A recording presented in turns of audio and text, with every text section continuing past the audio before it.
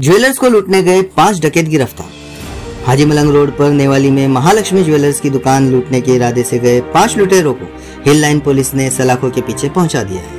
रविवार 28 जुलाई को सुबह 4:30 बजे ये लूट की वारदात करने से पहले पकड़े गए, जबकि इन्होंने उल्लासनगर में एक व्यापारी पर पिस्तौल तानी थी, मगर उसकी मैगजीन गिर गई और वो वहां से फरार हो गए। युवराज पाटिल, राहुल गायकवाड़, वासुदेव फकीर, कल्पेश बाविस्कर और अजय पिल्ले इनके नाम हैं।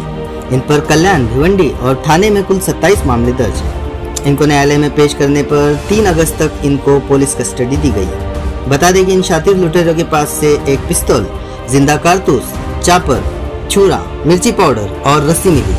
पुलिस अधिक जांच कर रही है। 28 तारखेला रात्र 4:30-5 वाजण्याच्या दरम्यान सदर आरोपी युवराज पवार, राहुल गायकवाड आणि त्यांचे इतर सदस्य हे नेवाळी भागामध्ये ज्वेलर्स दुकानावरती दरोडा टाकण्याच्या तयारीमध्ये येणार असल्याची बातमी खास बातमीदार यांच्या मार्फत मिळाल्यानंतर सदर आरोपी यांना जागीच पोलीस पथकाने त्या ठिकाणी त्यांना ताब्यात घेतलं।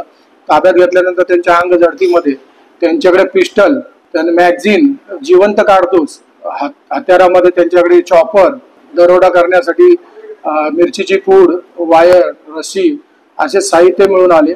सदर आरोपीच्या पकडल्यानंतर काही 2 आरोपी अंधाराचा फायदा घेऊन त्या ठिकाणी पळून गेले। त्या आरोपींचा लगेच पोलीस पथक यांनी पाठलाग करून त्या 2 आरोपींना ताब्यात घेतलेला आहे।